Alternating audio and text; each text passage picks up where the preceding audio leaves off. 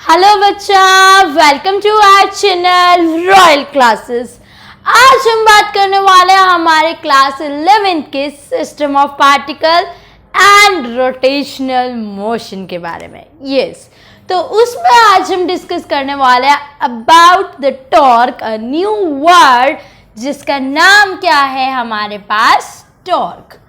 इस टॉर्क के बारे में अभी हम लोग स्टडी करने वाले हैं कि टॉर्क हमारे पास क्या होता है, किस तरह से हम इस टॉर्क को फाइंड आउट करते हैं। तो बोला टॉर्क हमारे पास किस तरह से डिफाइन होगा। कोई भी आप गेट को देखें, हमारा जो गेट है हम उसे कैसे ओपन करते हैं, एक तरफ से ही खोलते हैं। एक तरफ तो क्या होता है, फिक्स होता है ना। ये माना गेट, तो यहाँ से हमने खोला, ये खुल गया, ये बंद हो गया, तो ये चीज़ क्या रही, फिक्स रही। ऐसा ही होता है ना, क्या होता है ना, बिल्कुल डेली लाइफ एग्जाम्पल से सीखो जिससे चीज़ें आपको याद रही। ये डोर है, ये डोर आपका ओपन हो रहा है, ये क्लोज हो रहा है, ये चीज़ क्या रह रही है, फिक्स रह रही है ना।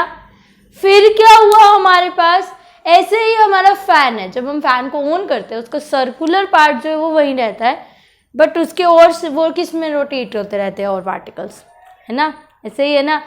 तो सेम चीज़ क्या बोली कि भाई जब ऐसा घूम रहा है इसका मतलब उसके ऊपर क्या हो रहा है, पार्टिकल एक्सेलरेट कर रहा है, बट एक्सटर्नल फोर्स अगर सेंटर ऑफ मास से देखे तो ज़ीरो है। तो इसका मतलब एक्सटर्नल फोर्स अप्लाई नहीं कर रहे तो भी कोई बॉडी किस में आ सकती है, एक्सेलरेशन में आ सकती है। अब टॉर्क में क्या बोला, torque is the turning effect of force. Force ही है बट फोर्स का टर्निंग इफेक्ट है, जो हम टर्न कर रहे हैं, गेट को हम टर्न कर रहे हैं, तो इस पे यहाँ पे जो फोर्स लग रहा है that force is known as torque.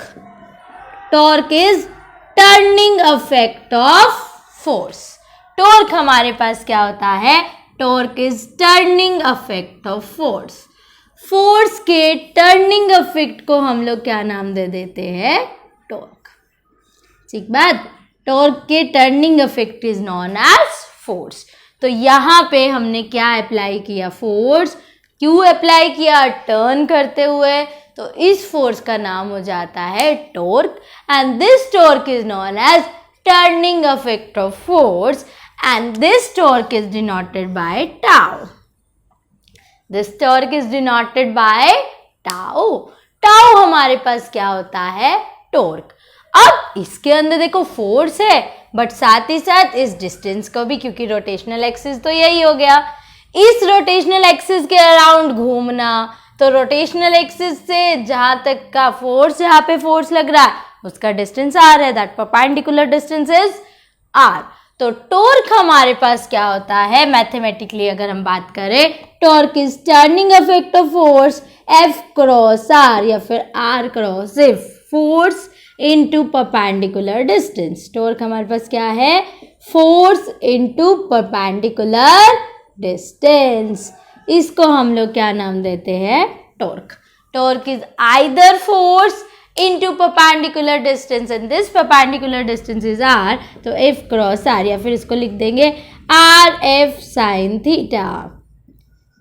The angle between R and F, ये तो हमारे पास हमने हॉरिजॉन्टली देख लिया था, बट ये किसी भी एंगल पे भी लग सकता है। जब किसी एंगल पे फोर्स अप्लाई होगा तब हमारे पास आ जाएगा angle, and that angle is component of sine. तो हमारे पास फॉर्मूला आता है, क्रॉस प्रोडक्ट जब भी सॉल्व करते हैं तो क्या आ जाता है, R cross F is R F sine theta. Dot होता है तो हमने पढ़ा है कोस होता है, पर अगर हमारे पास क्रॉस प्रोडक्ट है तो वो क्या हो जाएगा, साइन हो जाएगा। तो फॉर्मूला आ गया, torque equals to R F sine theta. ठीक बात ना। अब बात आती है इसकी यूनिट क्या होगी, तो टॉर्क की यूनिट हमारे पास क्या होती है, न्यूटन मीटर, क्योंकि R मीटर, फोर्स न्यूटन, तो टॉर्क की यूनिट आ गई न्यूटन मीटर। अब बात आएगी इसकी डायमेंशन। टॉर्क का formula R cross F dimension. Dimension हमारे पास क्या होगी, R की क्या हो गई L, F की हो गई mlt minus 2 mass into acceleration, तो फॉर्म डायमेंशन बन गई ml2t minus 2. This is the dimension of torque, that is tau. Tau की डायमेंशन क्या हुई ml2t माइनस 2. ठीक है, इसको हम क्या बोल देते हैं, tau torque either force into perpendicular distance. ठीक है, इतनी बात. अब क्या आया इसके बाद हमारे पास, टॉर्क का हमने एग्जाम्पल भी देख लिया, लाइक डोर को ओपन करना है ना, तो एक चीज फिक्स दूसरे को ओपन. फ्रिज के गेट को ओपन करते तो भी एक गेट फिक्स, फ्रिज का एक एंड ओपन हो जाता है.